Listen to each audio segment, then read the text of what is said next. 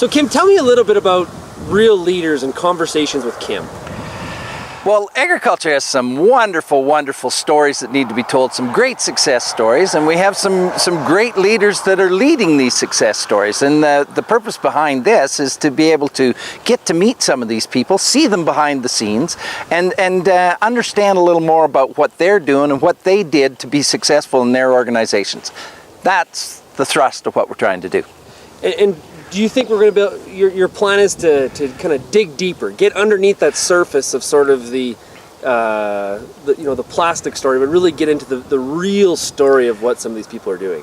Yes, I think that's the thrust, is to learn more about what they've done to be successful, to learn more about them as individuals. Often we see them on the news or on various areas, and we really wonder, well, where are these people coming from? So get behind that, be able to get to learn and know a little more about them, but also what are some things that they've done that maybe others could use, whether you're farming, whether you're in the agribusiness industry, what are some tips that they've had that we could use in our businesses? So who are some of the people we're going to talk to? The first person we're going to talk to is Greg Stewart with Farm Credit.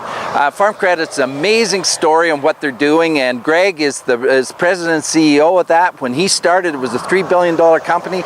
Now it's way over $20 billion company. What did he do? How did he get to be able to do that? That'll be the first one. I interviewed Mayo Schmidt when they did the original takeover to form Viterra. Now that Viterra's coming apart, I think it would be real interesting to see what's the behind the scenes in that. What's Mayo's future? Where is he going in that regard? Thought that might be interesting. But then we could look at some different type things too. It doesn't have to always be in agriculture to affect agriculture. I think people like possibly Dr. Greg Powell with STARS Air Ambulance. There is an area that has really helped rural areas, and some real leadership on what they do to act quick, to be able to move things.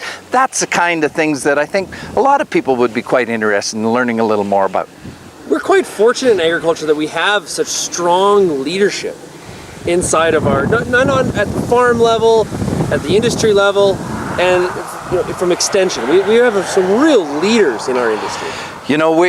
Agriculture is often an untold story. And we have some wonderfully managed companies, real leaders that are taking our nation to the next level. And that's the kind of people we want to have a discussion with, learn more. We think it can be a little bit of fun to be able to see some of those things and what they're doing as well.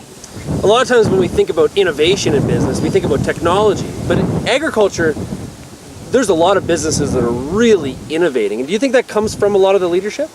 Amen. No doubt. Innovation, leadership is the catalyst for many things to happen. You look at the Apple success story, and to say that leadership didn't help make that happen would be false. But we have the same things that are happening in agriculture as well. The innovations, the leadership that we're being able to take and move our industry forward. We have some great stories, some great companies, and it's often the leaders, the ones that are setting the tone, that are putting the infrastructure in place, that are striving to do a little bit better yet. It's leadership in so many areas that take it to the next level.